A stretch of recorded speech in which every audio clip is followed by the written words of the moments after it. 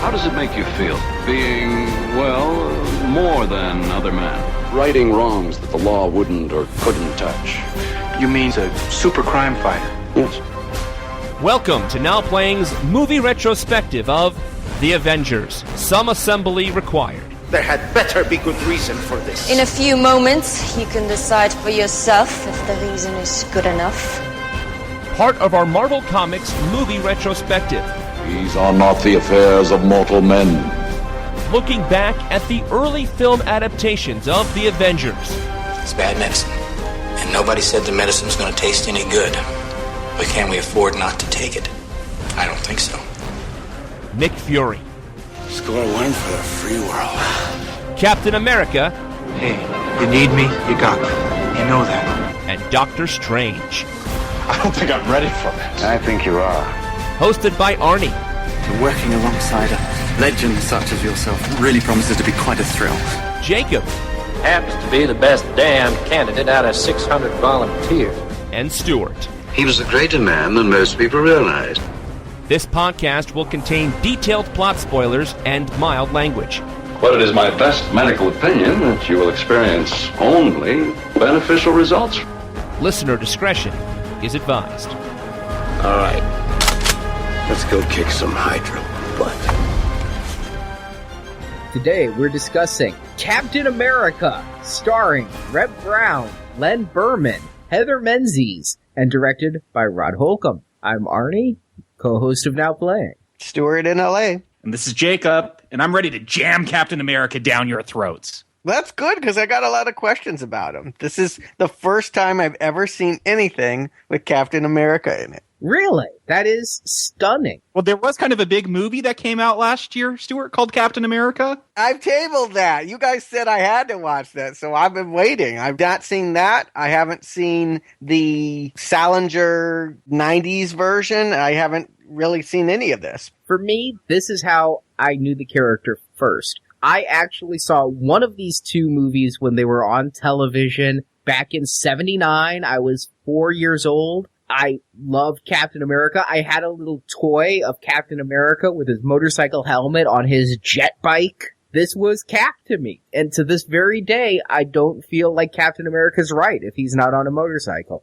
Weird. I'm kind of with you, Stuart. I'm holding off on Captain America till we get closer to as we're building up to the Avengers. But I've seen the 90s Salinger Captain America. But of course, being the comic book guy, I'm familiar with this character. I don't have the associations with him and a motorcycle like you do, Arnie, but that's probably because I didn't grow up on these movies. Oh, he doesn't ride a motorcycle in the comiks? Oh, sure. He's ridden all kind of vehicles, but I wouldn't say he has a motocross bicycle as his signature way of getting around. Well, I got some theories on that, but yeah. All right. I know that he is the Avengers dude. I'm confused. Arnie, in the past, I think in conversations when we were even talking about doing these movies, you felt like Captain America was the character we needed to cover early in this because he's the leader of the Avengers, or the main dude. But my question is, isn't David Hasselhoff the main dude, or Sam Jackson? What is the hierarchy in the Avengers, and where does Cap fall? Well, I can see why you're getting really confused, Stuart, because if this is your first impression of Captain America, you're like, oh, he came from the 70s, and Nick Fury's from World War II. That means Nick Fury should be in charge. Well, Captain America, he's a World War II hero. I mean, I think I love the story of Captain America, the first comic, more than the actual comics themselves, the stories and the character. I mean, Joe Simon and Jack Kirby, two American Jewish men, come up with Captain America, put out the first issue a year after World War II starts, but also a year before the U.S. enters the war. And so here they are, my favorite comic book cover. It's a picture of Captain America barging into a room, Nazis shooting at him as he's punching out Hitler. I'm a big fan of Hitler getting punched out. So it's my favorite comic book cover, and I loved, it was such a bold statement that here's these two Jewish artists saying, hey, just because Jews aren't being killed in America, maybe we should get involved. And they create this American icon. I mean, Captain America, red, white, and blue, it's just a great story. So getting back to Nick Fury, how that ties in, I mean, Nick Fury started in World War II, and Nick Fury had his troop called the Howling Commandos, which was this multi-ethnic, multiracial World War II group that Nick Fury led around. So because they both fought in the same war, they knew each other, but they kind of split paths after that. Captain America stopped living, for one. As the war ended, the 50s started, relative peace, the Cold War was just starting to kick off. Superhero comics, they kind of faltered. There was some witch hunts, just comic book industry as a whole, just saying, they're corrupting the youth. And Captain America in the 1950s lost popularity, and it got dropped. They stopped selling it. Which, it should blow your mind if you think, hey, Eisenhower 50s, American Apple Pie, that's when the country was the best. Well, it wouldn't even support a Captain America comic book. So jump forward to the 60s, we get the Avengers. And Captain America is not in the Avengers number 1, number 2, or number 3. He wasn't in the original lineup. In Avengers number 4, they decided to retcon Captain America's story and bring him back. And the story goes, he was stopping a missile headed towards America, and he fell into the Atlantic Ocean and fell under a deep freeze and suspended animation, and then the Avengers found him and thawed him out, and you get this fish out of water type stories. Captain America is, from the 40s is adjusting to the 1960s, which actually sounds like a pretty cool story if you're familiar with the real socio-political economics at the time. Very different than the 40s, Soldiers were revered in World War II. In the 60s, we got the hippie movement starting. Vietnam's going to be starting up soon, where soldiers, they're baby killers. So it seems like we only need Captain America in times of war to rally the patriotism of the young people. And that's kind of weird to me. You're right. In times of peace, the 1950s, relative peace anyway, nowhere to be seen. Ironic. And Avengers specifically is a 60s era supergroup. Well, yeah, the Avengers, when it started, the first lineup was Iron Man, the Hulk, the Wasp, which I guess is appropriate for, 1960s America, and Ant-Man, where I believe that was the original lineup, and then Captain America came up just a few issues later. But was he or was he not the leader of the whole group? Yeah, when he's in the Avengers, I mean, like I said before with Nick Fury, is that the Avengers lineup is always changing, but he is always the assumed leader. Whenever you have these big crossovers with the whole Marvel universe, it's usually him leading the charge. I mean, everybody looks up to him in the comics I've read. Everybody else, Spider-Man and all of them have the what is right, what is wrong. But Captain America always seems to be the moral compass who always knows what's right just empirically and never does the wrong thing. And that's interesting because, and I'll really talk about this crossover when we get to Iron Man, because I think it's pretty relative, but you had this series called Civil War where hero turned against hero, and half the heroes thought they should register with the government, and half thought, no, we need to keep our secret identities and freedom and be our own person. And Stuart, you want to guess which side Captain America was on? Was he there to support the government and registration? I would guess yes. No, he was all about the freedom of the individual, that they had to have their liberty and go out and do their own thing. This is the only superhero that I can think of that's connected with an actual country. Well, there's Captain Britain. Yeah, they're all Captain America ripoffs, though.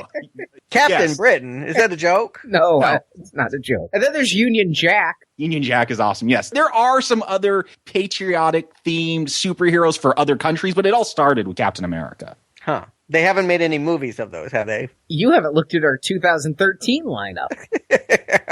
I can't wait for that Bollywood retrospective. Captain Banglador. So that leads us to the 70s. Jacob, even though Spider-Man's the number 1, because of the age, because of the place with World War II, I think Captain America is quite often thought of as Marvel's number 1. But by the same token, yeah, he seems a little, especially in my lifetime, a little bit dated, a little bit hokey, right? It's been tough. I mean, even Axl Rose is crying out that Captain America's been torn apart, and that was in 89. That was 20 years ago. So I just don't know that he's an easy sell in the 70s. I mean, they did a movie Serial back in the 40s. That makes perfect sense, right? I mean, the comic was propaganda. Why not put it up on the big screen for little kids to see? I think of Captain America as fighting Nazis. I think of him as being very specifically about an era in which America could thump its chest and really say it was the shining beacon for the rest of the world to follow. I don't think you can find a rallying cry that unites everyone around our participation around Vietnam, for example. I mean, Watergate, where was Captain America shredding the documents for the Iran-Contra? I don't know how Captain America works with the president, whether he is the lackey of the White House or whether he keeps the White House in line with his own view of American patriotism. I can say this much. I understand that they wanted to bring back Captain America in the late 70s because other superheroes were showing up on TV, and so why not have him? But at the same time, I can't think of a worse time for morale when the country just did not want to feel rah, rah, rah. I mean, the Carter presidency of the 1979 was not a time of mass unity behind America. We were a fragmented country at that time. I mean, for this generation that would be sitting there watching TV, maybe having young kids, to them, Captain America is Peter Fonda in Easy Rider, who was, that was his nickname of a drug-running hippie who, dropped acid and screwed chicks in graveyards and stuff. A towering icon for the counterculture and very distrustful of the feds, of the government, of the White House. They would never be behind the image of a superhero that supported all those things implicitly. I mean, furthermore, going into a movie like Captain America in the 70s, we'll get to this film later this year, but Batman 66, when you look at that, for the grown-ups, it was a joke. It was mocking authority and mocking these hero figures and going, look, isn't this stupid? And so that's what I would almost expect a 1970s Captain America to be like, look at this silly guy in this red, white, and blue costume. What a square, I wouldn't expect it to be taken seriously. But you gotta look at where we were with superhero multimedia. I mean, by the time this came out in 79, CBS was already in danger of being branded the superhero network. It started with Wonder Woman, which started on ABC in 74 and 75, actually started as a period piece with Wonder Woman fighting Nazis in World War II, and then got transplanted to the 70s when a period piece cost too much. And then the Big Daddy, the Incredible Hulk. We had Doctor Strange, which we're going to get to in a few weeks. It was a TV movie pilot on CBS in 78. Superheroes and action shows in general were big business, especially for CBS, who aired these Captain America movies. So I would not see a cheesy superhero take as what to do. What are you going to emulate? You're going to emulate Bill Bixby. You're going to emulate Dukes of Hazzard. All of these action TV shows that are on Chips. This is what you try to do when you get a superhero property in the 70s. Which, it should be said, is still cheesy, but maybe no one notices. I mean, I do think the primary demo would have been us, Arnie. It would have been kids, maybe teenagers, but that's who they were shooting for. I mean, I think these aired in family hour times. It was still thought of as kid stuff. To a degree, I do remember spending my childhood Friday nights with the double feature of Incredible Hulk and Dukes of Hazzard. The electronic babysitter. Yeah, this was its job, and they recruited Marvel. And it makes sense that they had Spider-Man, they had Hulk. Captain America is easily number 3 on the list to try to turn into primetime gold. And I wouldn't see it as poking fun of their hero, but rather grounding him and trying to make him a more realistic kind of hero. And I think that's what we get here. Well, if not realistic, at least more relatable to a countercultural generation. So, Arnie, it'd be really groovy if you gave like a plot summary, man. Okay. Now, try not to laugh. I'm just going to say what the movie told me, and we can laugh at it later. For example, Steve Rodgers is an ex-Marine come motorcycle racer come motocross champion who has decided to retire, even though he's in his late 20s, to travel up the California coast and be an artist. Stopping at the home of a local surfer dude who I strongly suspect is Steve's boyfriend, Steve gets a telegraph from Agent Simon Mills, who's a scientist that used to work with Steve's father. But then Steve gets a phone call from a friend, Jeff Hayden, who has some bad news he won't discuss on the phone. Steve first goes and sees Dr. Mills, and on the way is ambushed by some nefarious characters who pour oil on the road, causing Steve's shaggin' wagon to slide off a cliff. But Steve emerges unharmed and goes on to see the doctor. And Mills explains he's a government scientist on a number of projects, one of which is called FLAG, standing for Full Latent Ability Gain. which is a super steroid that allows humans to use 100% of their potential. Flag was developed by Steve's father and based on Mr. Rogers Sr.'s cells. And Steve's father's the only successful test subject. Steve's father gained super abilities and used them to fight crime, and as such he was called Captain America until he was finally murdered by, I think, one of the criminals he tried to stop. The murder's kind of vague. I think it's left for a future episode that never happened. But since Mr. Rogers Sr.'s death, Mills and fellow scientist Windy Day have tried to continue the research, but all subjects injected with Flag reject the cells. Mills asks Steve to be a guinea pig to continue his father's research, but Steve refuses, decided instead to drive up the coast and do his art. And Steve goes to his friend Jeff's house to find Jeff's been murdered, and the murderer is hiding from Steve in a closet. When Steve goes to get help, the murderer comes out, steals a camera, and takes the camera to our villain, Oil Baron Lou Brackett, head of the Andreas Oil Company. It turns out Jeff was a scientist. I don't know why all these scientists are hanging out with a meathead like Steve, but he's a scientist working on a neutron bomb, a bomb that will kill people but leave the structures intact. Jeff had been taking pictures of the neutron bomb and giving them to Brackett. Why? So Brackett can give them to the Ruskies? So Brackett can take care of the other 99%? No, because Brackett wants a neutron bomb so he can steal $100 million in gold from a bank. Because oil doesn't give him enough money? But because Jeff whispered something to Steve before dying, Brackett was worried Steve could be his undoing, and somehow Brackett knows about Flag and wants Steve killed before he can become super, so they stage another accident. This time Steve goes off a cliff in his motorcycle, which explodes. And while normal science would leave Steve for dead because his body was in shock, Dr. Mills decides to save Steve's life by injecting him with Flag. Steve recovers, and when Brackett's men kidnap him again, Steve discovers his superpowers easily beating up the three men in a meatpacking plant. Now Steve embraces his powers, and Dr. Mills provides him with a rebuilt van, a bulletproof shield, and a jet-powered motorcycle that can go into whisper quiet mode. And more, Mills gives Steve an outfit to, and I quote, hide his identity and make people forget him. And it's based off one of Steve's drawings. With these new tools, Steve infiltrates the oil refinery where Dr. Windy Day and Jeff's daughter Tina were kidnapped by Bartlett, and then catches up to Bartlett riding in the back of a semi on the way to rob a bank. Try to hold it! Try to hold it! As Captain America, Steve stops them, but by using carbon monoxide to knock out Bartlett, Steve almost triggers the bomb. Bartlett had a dead man switch on his chest, so the climax of the movie is actually Captain America watching Dr. Mills give CPR to keep the evil oil baron mass murderer alive. Oh, Arnie, you're reading my notes.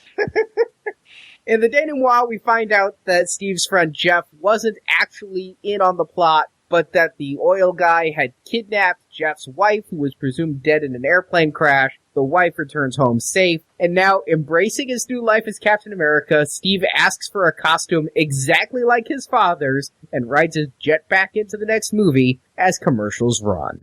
So, Jacob, you mentioned punching out Hitler? Yeah, like... How do you get from there to here? How do you not punch Hitler in a movie where you have the chance? Like, that automatically makes a movie good. Indiana Jones, Raiders of the Lost Ark. 2 hours of punching Nazis does it for me. But I'm watching this movie, and I'm sorry. Arnie, you kind of called it out at the beginning of your plot summary. I get a very 70s, certain kind of vibe with the funk, the boom, chicka, chicka, chicka, boom music playing. Some very suggestive language. You know, I'm coming down the coast slow and easy. The tennis shorts. You know, the guy's rubbing his longboard. We're going to jam Captain America down your throat. I got to see you, Steve. You need me. You got me. Like, this is just like a whole other bizarro Captain America world I've come into. You know, this is Deep Throat America. Listen, I got this from Amazon. They actually, last year, around the time of the DVD release of the new Captain America movie, released this double feature to maybe confuse consumers. But I put this in, and I'm seeing these guys in these shorts on this beach, and I'm like, this is one BJ away from a gay porn. The quality, the music, I was in shock. It just reminded me of porn, and there were no women. Yeah, I wrote down gay porno. I'm glad I'm not the only one that has this kind of mind where I'm always looking for gay porn somewhere. But I mean, they put Captain America into like a pedophile van. Like it's like 10 minutes of him driving in this van to snatch kitties or something. Like this is already weird. Oh, that van rocked. I love the stripes down it. I mean, I think they made toys of that van. I have a Star Wars van that has those kinds of stripes that angle up at the back. That's just so 70s. I just got to ask, Stuart, is this what you're praising when you're talking about that 70s grit? No, because this is 70s television, not 70s movies, and there's a strong differentiation. TV was always positive. It was always about selling the upside of things and giving a nice gloss to things. You go to the movies, they'll depress the hell out of you, but they were some great movies. Here, it's just very cheesy, and I don't know, guys. It's not porno. To me, it just feels like everything else that was on TV at that time. It's Charlie's Angels. It's $6 Million Man. I mean, that's really the blueprint. Oh, it is total $6 Million Man. Yeah, and I try to appreciate it as that. It didn't feel that weird to me. It just felt like, okay, well, I'm now having a flashback, and we'll see how long the good vibes last. Well, I think part of what made me think gay porn was specifically our hero, Reb Brown. I mean, I know Captain America's origin story. He was a guy too puny to get into the armed forces. He was the 95-pound weakling on the beach, literally. He was an F troop. He couldn't make it into the military. So when I see this guy walk in, I'm like, this guy doesn't need super soldier serum. He's already ripped. I think he is built like and acts like a porn star. I mean, his acting chops are right there at that level. So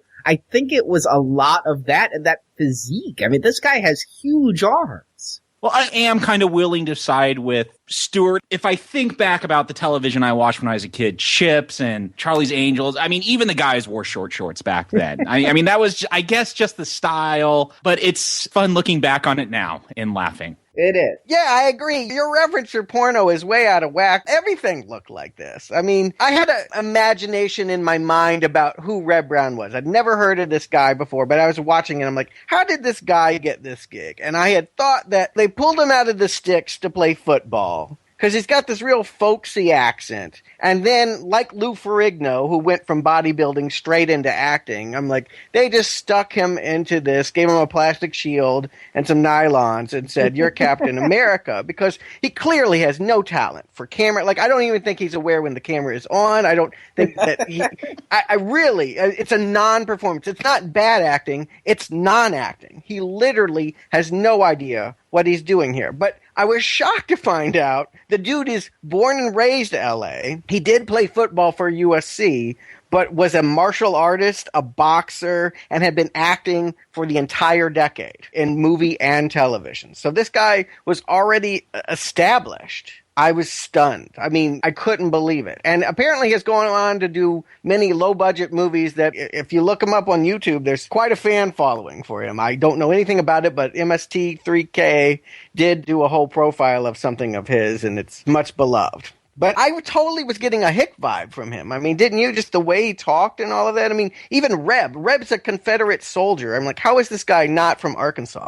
Well, here's the thing. Like, whenever he talks, it's real slow and laid back, much like this entire movie. So I think that's why you get that hick vibe. Whenever someone just kind of takes their time talking, draws out their vowels, like, that's the impression you get. But it's not Valley to me. No, it's not Valley. It's not like, what's up, dude? Yeah, no, it's very backwoods, just, yes. Yeah, I really thought they were really laying on the Americana very thick by casting him in this and having him, riding in that van and just really trying to keep the spirit of 60s, 70s counterculture. I mean, he's written as a hippie, but he looks like a football player. It's such a disconnect, and, I couldn't make any sense of it. It's funny you say football player, because you know what I got a big flashback to, or I guess a flash forward because it came later, is Flash Gordon, the 1980 film, where Flash Gordon was a football player. Football player, yeah.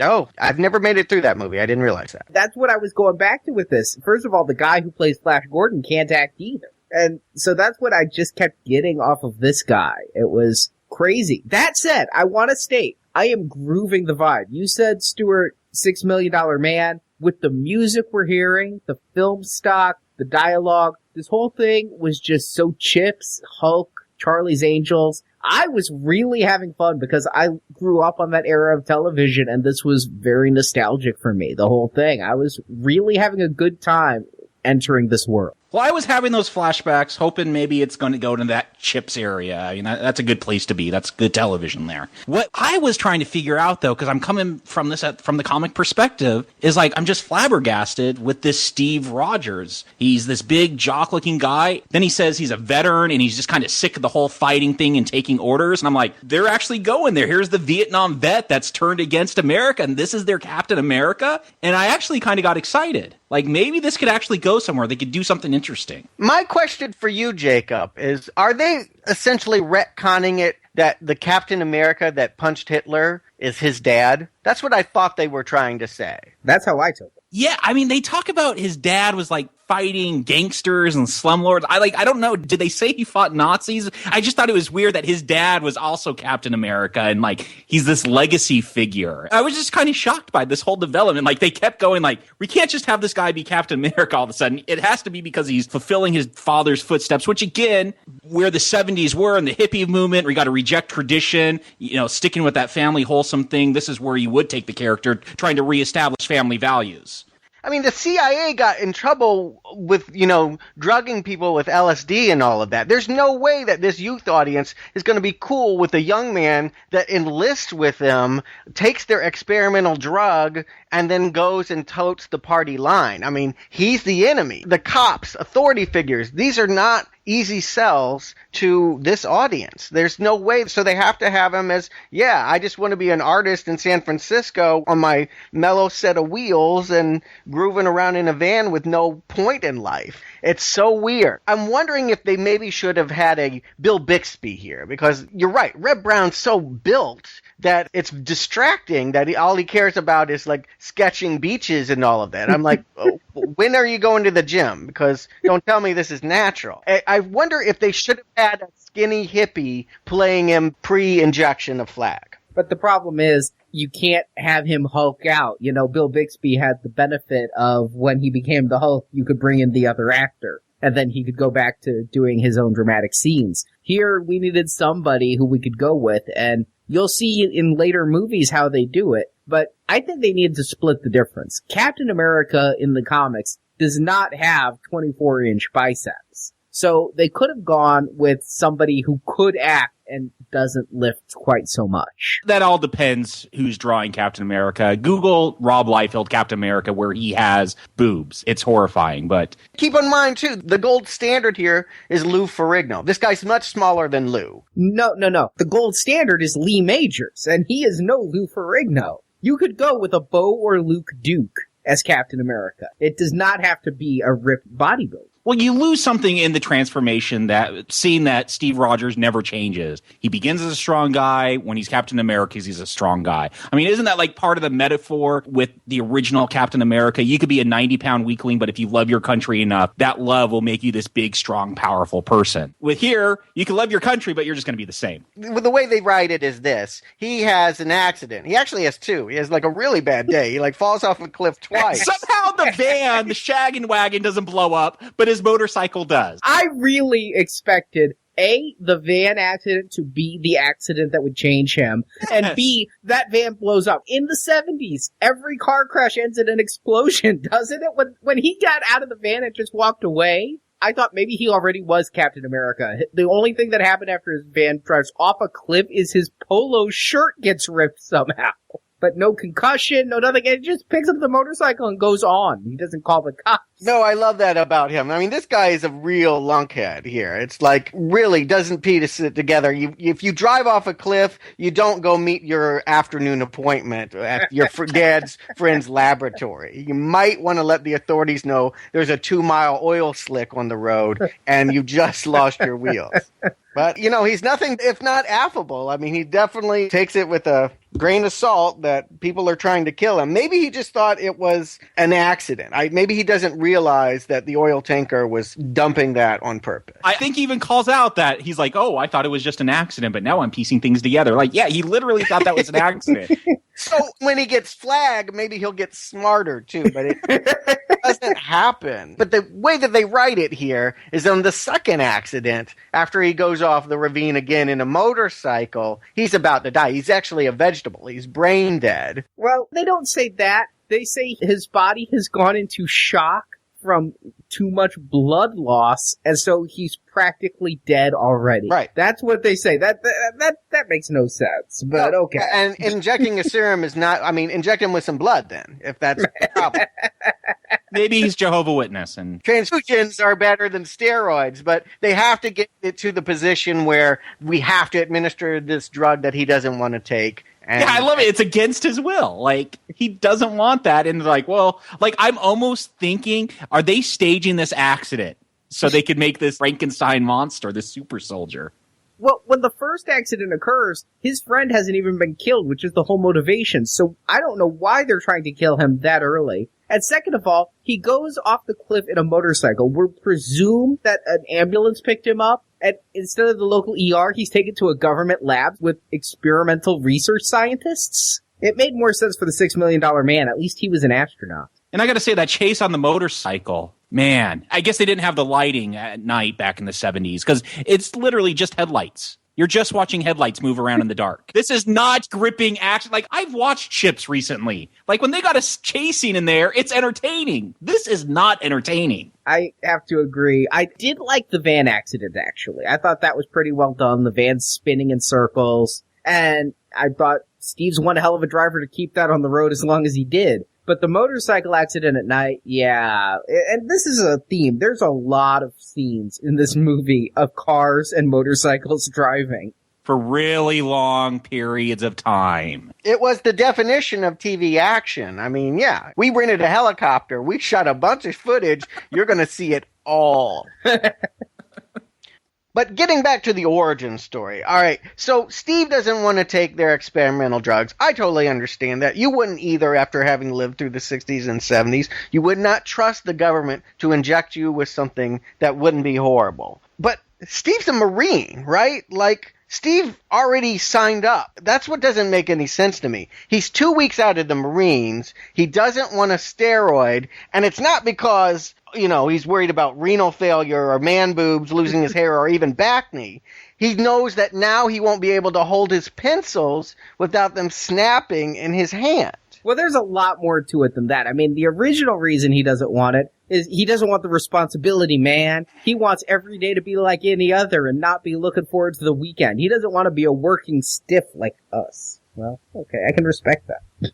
I mean, again, I think that's interesting. I think if you're going to do Captain America in the 70s, that's the right way to go. Like, that's where you have to start off with Captain America, is that he wants nothing to do with the government, nothing to do with the military. They've got an interesting idea here. I was really hoping they'd do something with it. Then I started thinking, maybe he wasn't really talking about a pencil. Maybe he was talking about the anatomical pencil. So now you're on board with us, Stuart. No. Somebody else's pencil, maybe that surfer's pencil. No, I'm not saying a sex thing. I'm saying if you're whacking off and you're on this drug, you might be needed to go back to the hospital. But don't worry, Steve. If it is a super steroid, you will never get another erection for the rest of your life. I love that Flag is straight up called a steroid in this film. It's like, no, steroids were not bad and evil yet in 1979. Like, they were a good thing. It was like radiation in the comics in the 50s. Like, you wanted to be pelted with radiation in the 50s because then you would have your superpowers. Like, yeah, let's inject ourselves with steroids and we'll all be strong and with super hearing and be able to jump really high. I could tell by looking at this guy he was a juicer, so this just confirms it. But then he wakes up, he's been transformed, and he's talking to the scientist, Simon, and he goes, "Who's mad at me?" Who's mad at him? This guy really is a freaking idiot. Not who's trying to kill me, not what have I done, but who's mad at me? They were speaking to your level at 4 years old when you originally watched this. That sentence probably made a lot of sense. You're like, yeah, who is mad at him? He's a good guy. He's Captain America. I mean, at 4-year-old logic, I think that sentence makes sense. As a quick aside, I also liked when he asked the nurse, "When can I leave?" And the nurse goes, "In the morning, if you'd like." And I just think about how health insurance was different about 25 years ago. Oh, yeah. Man, when Tina finds out that her dad is killed, a friend of the family that he's riding in to visit, she gets sedated and taken to the hospital for grief. Grief? Can you imagine the assurance people laughing at that claim? No. She was crying a lot. She was very sad. It's a $30,000 hospital stay. No. But times are different, and this is a different era. Absolutely. I'm trying to groove to the vibe. Like I said, because I lived in this era, I'm trying to appreciate it as a nostalgia piece. But it keeps jarring me when they keep writing Steve as a hippie who's rejected his father's world, but at the same time comes from a Marine background and looks the way he does. It was the wrong choice by casting early Steve. I mean, maybe what was William Catt doing before Greatest American Hero? I mean, if you had a smaller guy, John Snyder or something, and then he turned into Reb Brown after they injected him, I could have gone along with it. I would have preferred if you hired John Schneider or William Catt, and then after they became Captain America, it was still John Snyder or William Catt. Can we leave Reb Brown out of anything where he has to, quote unquote, act? But now he's been injected, but he's not yet Captain America. But man, his powers, it really is. He's the $6 million man. I mean, we even have a $6 million man ripoff sound when he, tears his ropes and things. Yes, yeah. And I'm sorry, I kept picking up my phone every time I heard that. So I'm like, is someone texting me? It took me a few times to realize, okay, this is the $6 million man. Yeah. And every time they did it, I'm grabbing my cell phone. I'm like, wait, no one's texting me. What's going on here? You have a very intriguing text message sound then. Yes. Do. Yeah. But he's the best of both worlds. He's Bionic Woman, too, because remember, she could drum. She had the legs, and Steve had the arms. Well, this guy's got both. And Steve had the eye, and she had the ear, and Steve Rodgers has both. Yeah. Plus, he's got Evel Knievel's wheel. Yes, thank you. He's really everything that little kids want. I mean, it should be said, too, $6 Million Man is obviously the blueprint. They are blatantly stealing that formula and applying it to Captain America. They're not just stealing the formula, they're stealing the lines. I actually, on a TV station, recently saw the pilot of the $6 Million Man. There is almost a line-for-line shot about the whole pencil breaking thing after the $6 Million Man becomes bionic. He was worried about masturbation, too? Apparently so. But around this time, Evel Knievel was a big star. I remember tuning into TV specials where this daredevil motorcycle rider would build up for an hour about jumping the Grand Canyon or something like this. And he would dress in a very flashy red, white, and blue kind of way. I mean, he had been doing it for a decade. So when they're bringing Captain America to the screen, they're going to feature the bike. And they're going to put him on this bike and make it about the patriotic red, white, and blue guy on the bike as much as they can, because Evel Knievel was the shit, right? I mean, they had the Evel Knievel zip pole motorcycle toy. Yeah, this was total Evel Knievel right here. He might have even been one of the stunt drivers, because God knows they just keep shooting him again and again. Yes. I mean, yes. What I love about this, so they give him this costume because they don't want people to know he's Steve Rodgers for some reason, even though at this point he doesn't have a mask. He wears a motorcycle helmet, but it's not like it's covering his face. Okay, sure. They actually specifically state, and I put this in my notes, they want him to wear the costume so that he can't be recognized, and so that will make them impossible for the people to remember him. Because you're not going to remember a guy running around in a red, white, and blue jumper. Well, furthermore, that makes, total sense. You're totally going to forget about Steve Rodgers when Captain America keeps this damn motorcycle in the same shaggin' wagon. They totally rebuilt the shaggin' wagon. Why not the Cap wagon? No, it's his original 1970s van. And that's his vehicle he gets around in and hides his motorcycle. Yeah, the villains don't need to chase him around. They just need to run the license plate, basically. They'll get the guy. But, this is meant for the logic of a child. Anybody with half a brain or an adult would totally reject this. And you're right. In a child's mentality, if I get myself back to being a child of the 70s, I'm totally grooving on this stuff. It is reminding me of early formative impressions of TV action. Where I think this movie really suffers is in trying to set up a villain for Cap. Oh,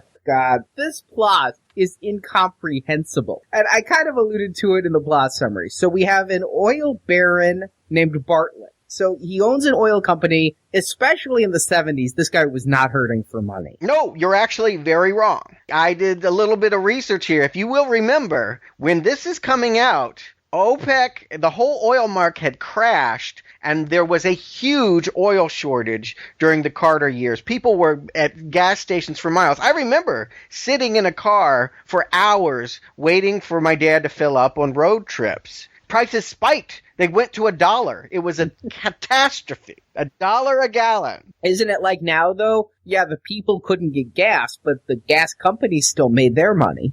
No, OPEC cut off gasoline. There was no gasoline to be had. You can't sell gas at whatever inflated price if you don't have it. Right. Andreas is an American gasoline company. They've just had their product cut off, so they need to rethink things. So let's rob a gold mine. This is the premise. Well, let's never cut our gas subsidies to Texaco and Exxon because, man, imagine them running around trying to get a neutron bomb because they're not making their profits. Listen, when I saw that the whole plot was about a neutron bomb, and this is Captain America, I immediately thought, aha, it's the Russian. The bad guys have to be the Russians or working for the Russians. And there's this whole thing where they're like, Jeff had a microfilm and was working on the neutron bomb. Why would he steal the secrets? Who would you be worried about espionage from? Communists. Russians. How could the bad guy not be Russian? Because in 1978, the person you hated the most was the gas station attendant who said, sorry, we got no gas after you waited 3 hours to fill them up. And that's what they were doing. They were splicing together all the social ills of 1978. It's actually totally on point. Also happening in 1978, Carter vetoed the development of the N-bomb. The neutron bomb was something that Carter stopped. He took a whole lot of crap for it. And this was a big protest around the world about whether we should or should not have what was called a capitalist bomb. So they're just ripping from the headlines here. I mean, it's kind of been forgotten now. We kind of skip over 78, 79. I feel like those years are not well documented in history the way the Vietnam era would be or the Reagan years. But we kind of forget about Carter. But yeah, I mean, they're just totally taking what was going on. Oil company with a neutron bomb is everything that people were reading in 1978. Just not in the same article. And furthermore, there's the problem with inflation, and this comes out in this film as well. Now, the whole plot of the oil company is to steal $100 million. And Wendy's confused by this, Wendy Day, because she's like... I have to ask, is that a character from the comic? As far as I could tell, no. There's Sharon Carter, who's Captain America's main squeeze. I don't remember any Wendy Day. But, you know, she's like, why steal $100 million when you could get $1 billion? Like, the inflation's so bad, like $100 million's like, that's a lot of work for $100 million. They should really be going for the $1 billion because you can't really get by on that $100 million. Well, I'm more mystified by the fact that they feel like in order to rob the gold mine, they must blow up Phoenix. Like, that's really extreme, you know? Like, I'm a bank robber. I want to come in, so I'm going to blow up the city. And then I'm going to collect the money in the vault. That's the plan. And so they've been waiting for years to develop the N-bomb, which no one has created. They're going to develop it based on pictures? This is where I get real confused. I think you were taking pictures of the plans so they could build what they need. So someone else is developing the bomb. This guy has gotten pictures of them. They have crashed a plane and stolen his wife and faked her death, saying, give us these plans or we'll kill her or put her on another plane and crash it. I'm not sure what, but it takes them a year. That happened a year ago. He still hasn't coughed up the pictures. So they send one dude over there to slap him around and he dies. He dies of a bloody lip, as far as I can tell. I mean, it sounds like they spend $100 million just coming up with this plot, crashing planes and... Or they asked a small child what they understood about the world, and this is what came out. But yeah, this is where Steve is coming in, is that his friend is lying on the ground when he finally gets to L.A., bleeding from the lip. The camera's been stolen, but the film has been hidden, and it's all supposed to be for an oil company that wants to rob a gold mine. And that the head of the actual oil company is going to detonate a bomb that destroys Phoenix at 11:58 and then 2 minutes later is going to put on a radiation suit and personally carry off all the gold bullion in one semi. This is the plan. Whatever happened to Red Skull? Even I know that much. Put Red Skull in here. Where's Hydra? This is really bad when you're begging for Nazis in a film.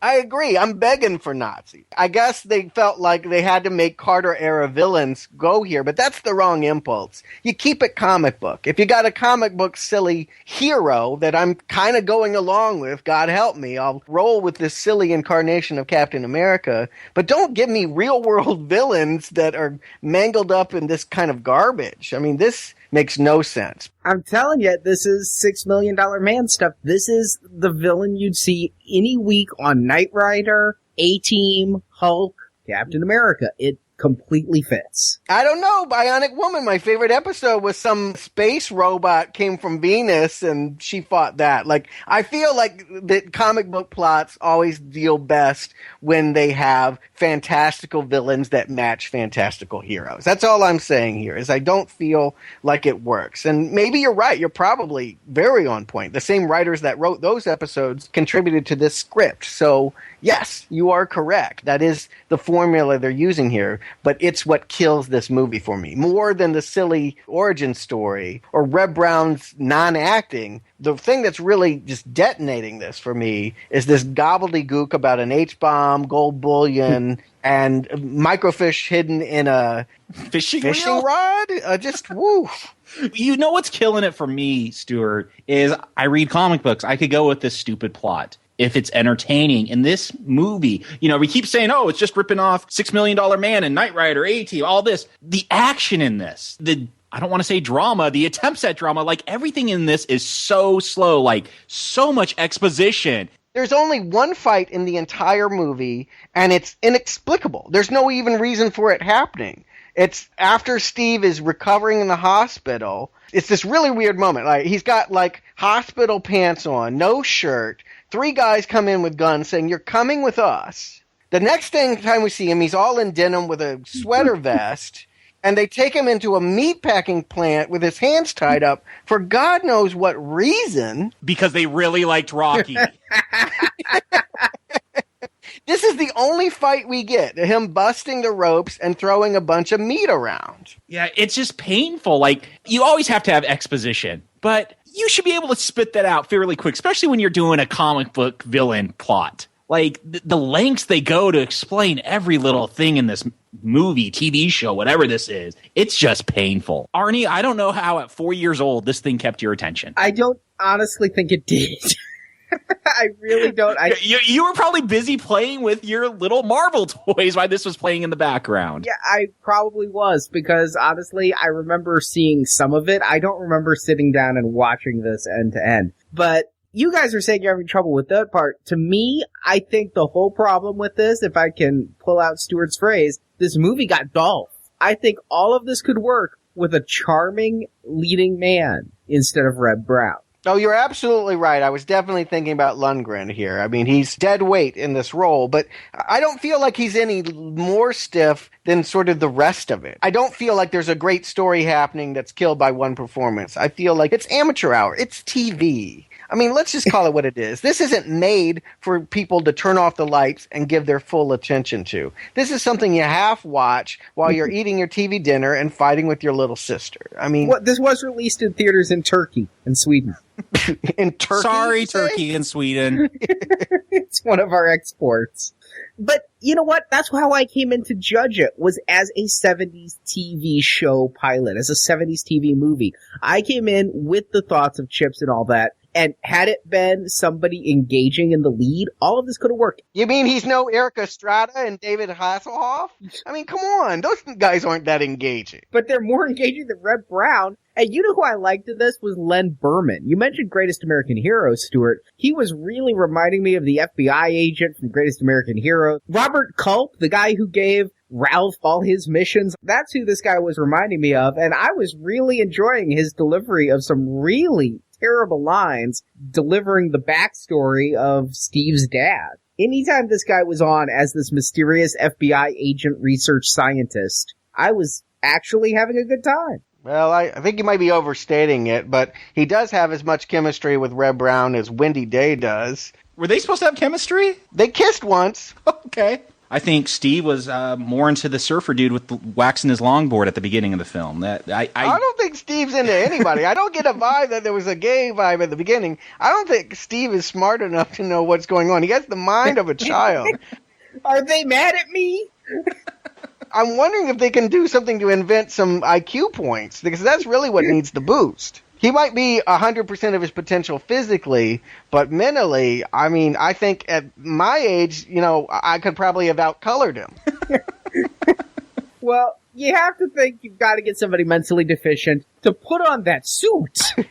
That suit that they give him when he finally suits up. And just for reference for the listener, we're about 15 minutes from the end of the movie at this point, when he's finally given the suit and the bike. And 14 of those minutes are him just taking the bike for a test ride. Let's go through his gear and start with that suit. This suit is high freaking hysterical. They painted wings on the motorcycle helmet to represent Captain America's hood, and it's a blue jumper with red and white stripes down the shoulder. This guy looks like the biggest dork ever. But not any more so than Evel Knievel. I mean, again, I would say that it was the 70s. Ugly clothes looked good. Yeah, I'm surprised he didn't have a little half cape on like Knievel used. Mm-hmm. It would make good underoos, but you're right. It's a lousy superhero costume. And certainly in the light of adulthood, I mean, this whole thing is ridiculous. That's why I'm trying to keep it kiddie. No, what's ridiculous is a shield. Oh, God. That's like a stripper accessory. The shield, like, that's Captain America. Like, that's his thing, is this shield. And they give him this clear plexiglass. Like, I love the line, like, it's a rather deadly weapon. Let me demonstrate. And then you get like a 3-minute scene of it floating around like a boomerang in the air. I'm waiting for like the Frisbee logo to pop up during that. This is the most deadly weapon they could come up with?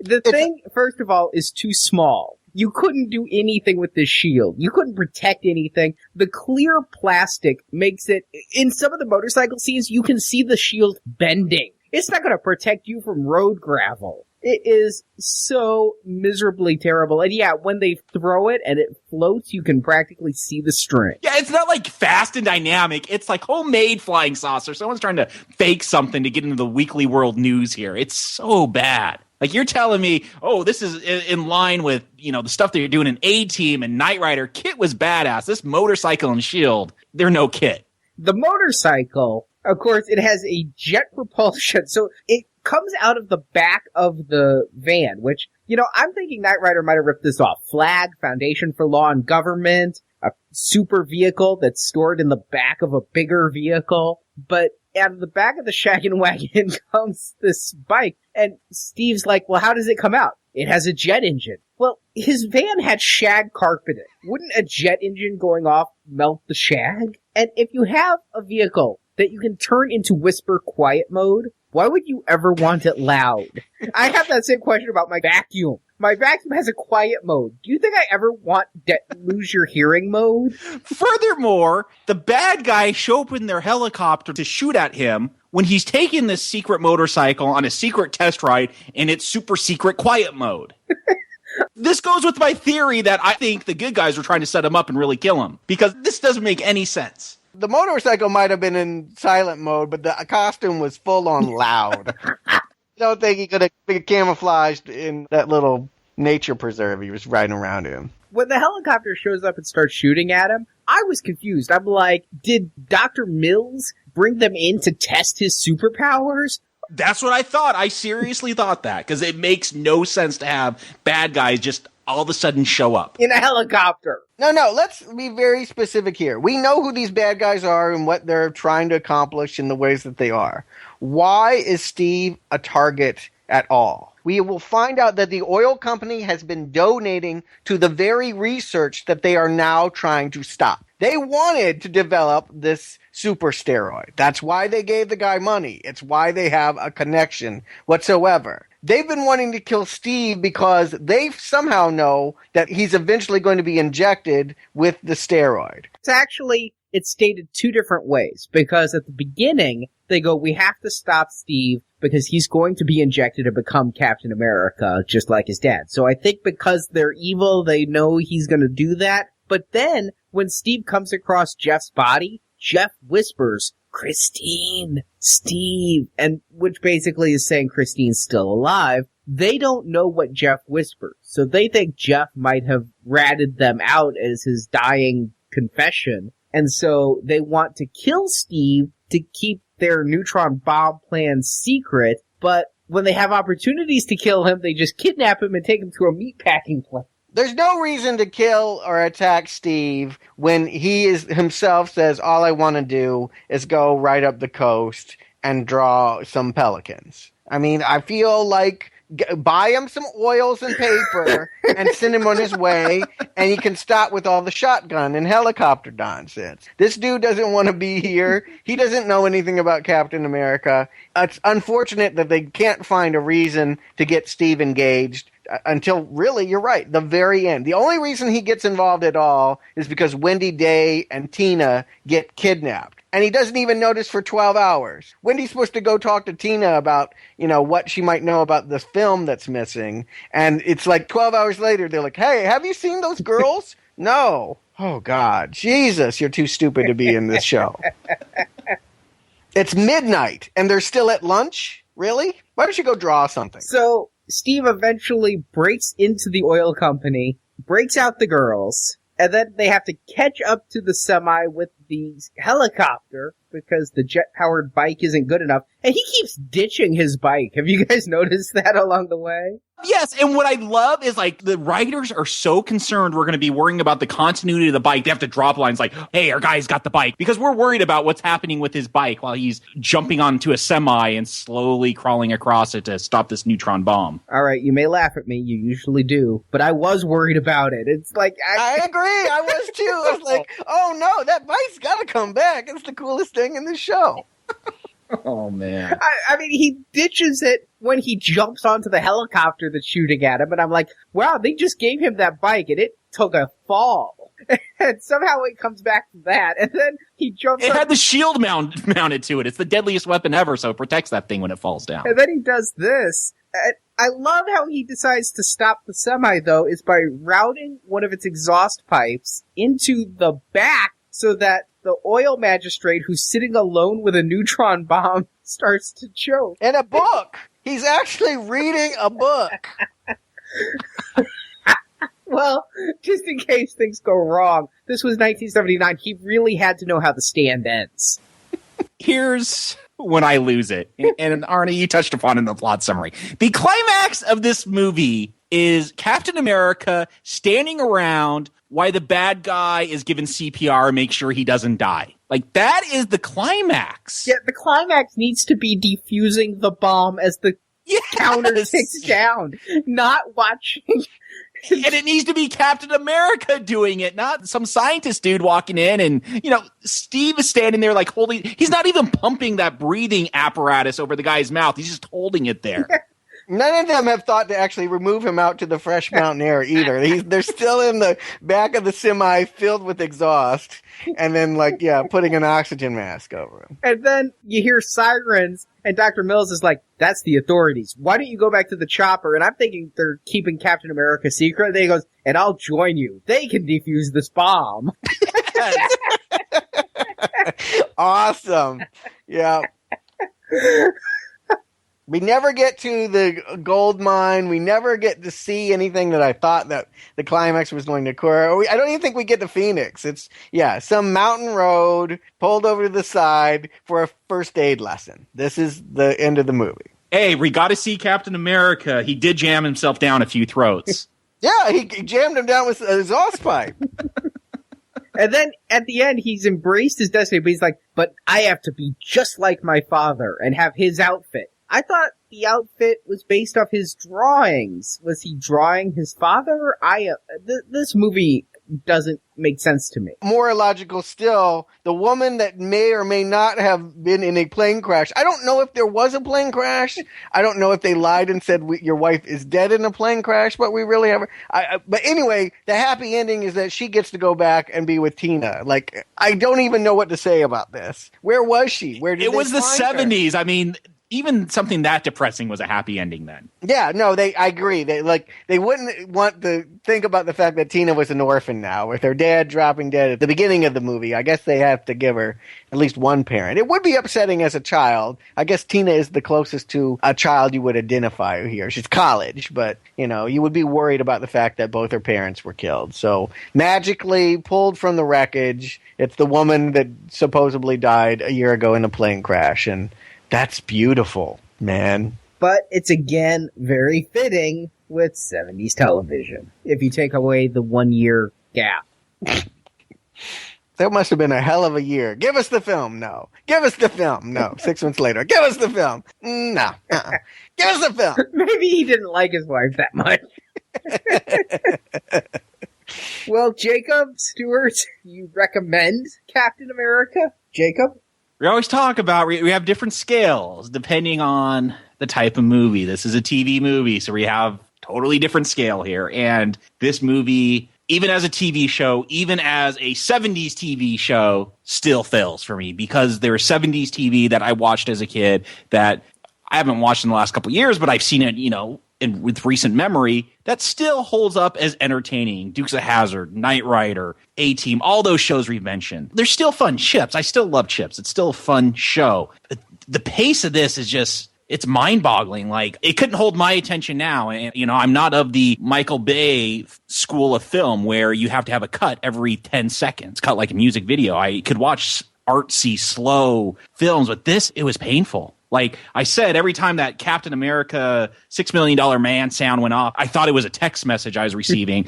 I got to be hoping that it really was. I wanted to be texting friends and doing something else than watching this painfully slow movie with so little action. As a comic book property, how could this have so little action in it? Not recommended. Stuart? Well, I liked it better than Nick Fury, Agent of S.H.I.E.L.D. Stuart. I could definitely endorse it more than that. You'll do anything for the 70s, won't you? I definitely feel like that's the appeal here. I mean, it's the most mellow super dude you're ever going to see, man. And it's amusing for that, but the joke gets old pretty damn quick. And I do feel like the real problem here is that we have an absurd villain, but he's ripped from the headlines. They try to make it relevant, God help them, rather than do what Wonder Woman did. It just set it back in the 40s and make it Cap versus Nazis. I feel like the conflict is all wrong, and you're right, the casting's not much better, but for those that truly do like Knight Rider and $6 Million Man, Bionic Woman, that need a flashback, I would say you can go ahead and go forward, but everyone else, this is not even a movie. It's disposable television, and it's telling that it took so long for it to even show up on DVD. Not recommend. I truly like 70s television. I have a big nostalgia factor for it, but beyond that, I like it as an adult. When new channels come out on cable, it seems they always mine these early 80s, late 70s things. The Fall Guy, Magnum P.I., Incredible Hulk, which we will be getting to. All these shows I really dig, and Dukes of Hazzard and Hulk were my Friday night. So when this thing started, I was really grooving the music, I was grooving everything, and I even got the pacing and everything because I guess I'm a connoisseur of this trash TV. And so it was exactly par in that regard. The villain, the plotting, the lack of action. You couldn't do a lot of action. They had some chases. They only had one fight, but they had a couple chases. And, I mean, my definition of this type of pacing is either Dukes of Hazzard or The Incredible Hulk. Dukes of Hazzard had a car chase every 30 minutes. Hulk hulked out every 30 minutes. It was the pattern. And so I really felt that pattern. And I really thought about 45 minutes into this 90-minute after you remove the credits movie, I really thought I was going to give this a recommend. But the second half, the plot becomes incoherent. All the different stories about Steve's father don't make any sense. And I said it earlier, Red Brown dolphs this movie up. And I really think the exact same script, the exact same production, even the silly-ass costume and shield, I could have recommended if I had liked our Cap. I hate this Cap.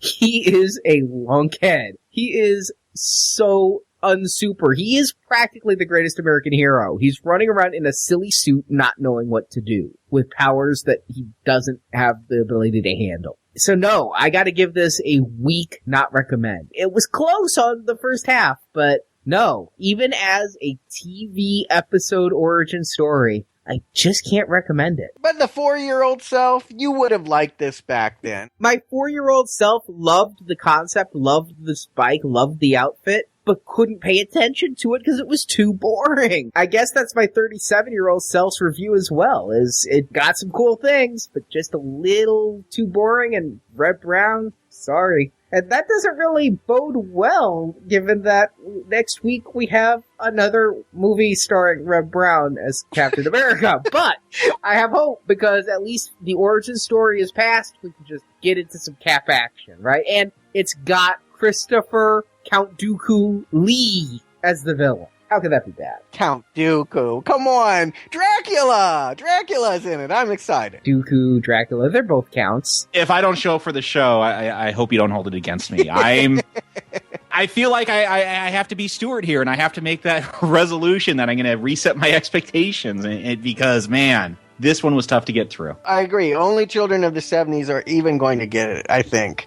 Anyone that isn't from the era is just going to be thinking it's a cruel joke that goes on for 90 minutes. And it's actually going on for 90 more minutes. I gotta say, as bemused as I was, I can't say that I'm as excited as you, Arnie, to see another one. Well, we will find out next week. So until then, Jakob, Stuart, now playing Disassemble.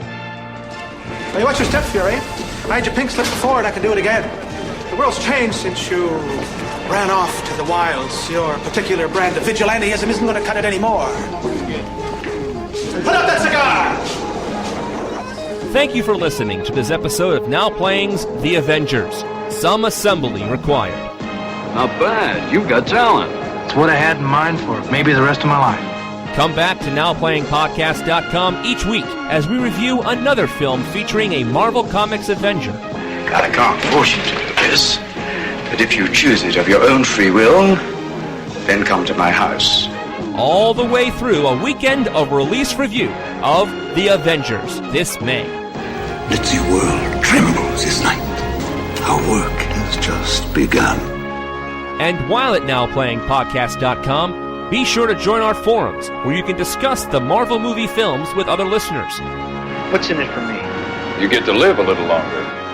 And in the NowPlayingPodcast.com archives, you can find reviews of other Marvel Comics films, such as Blade, X-Men, The Punisher, and Fantastic Four, as well as non-comic book-based series, including Star Trek, Terminator, Predator, Philip K. Dick, Tron, and many more. I have things to show you, powers beyond your comprehension.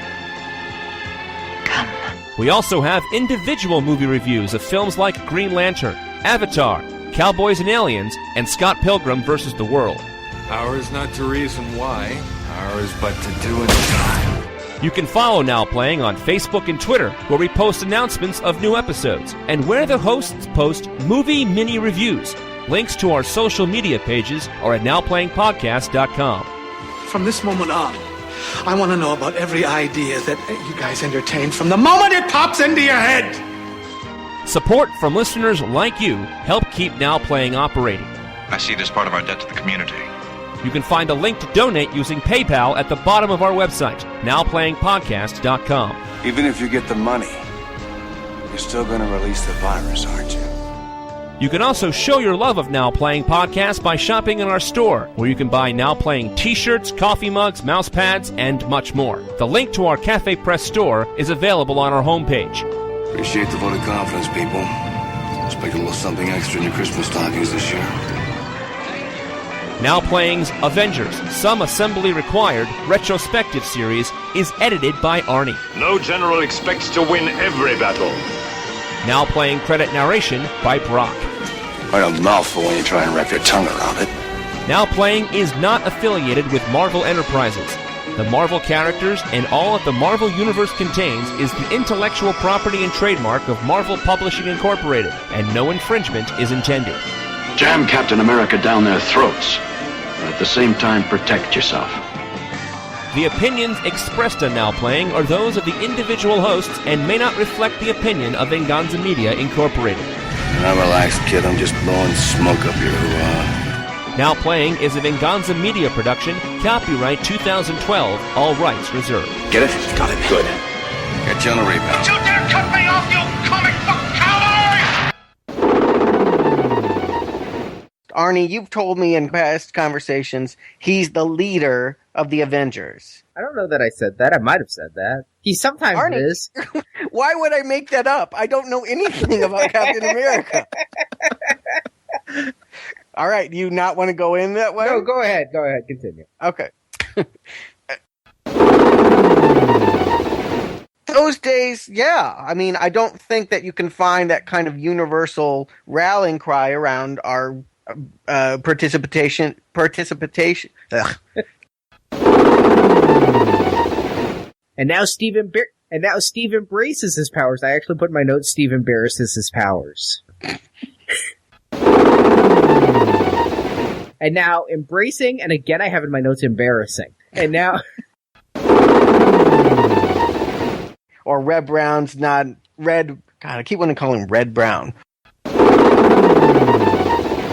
one who always gave Phil his missions. Was it Phil in Greatest American Hero? I'm pretty sure. I don't know. Are you talking about Robert Stack from I Spy? Or not Robert Stack, but yeah. Robert Preston? Not Robert Preston. Who was it? The one that was with Bill Cosby on I Spy. Ralph. Cast. I think that's kind of my 31-year-old self-review as well. You're not 31. I guess that's kind of my 36-year-old review self as well. You're not 36. Yeah, I am. You are not. How old are you? I'm 38, and you're 37. No. I guess that's my 37-year-old review as well. Careful, that's going to end up on the Now Playing. It'll be tempting, except Arnie doesn't obviously want anyone to know this. I don't know my own age. I always mess with my age. I have a range if you try to do a timeline. Arnie and I know Arnie's because we're always the same age for 12 days. I really thought I was 30. 31, I don't know where I got it from. I'm tired. I'm like 31. That's yeah. 36. I thought I was because that birthday, was not that long ago. Yeah. I really thought I was 36. Oh, I believe that.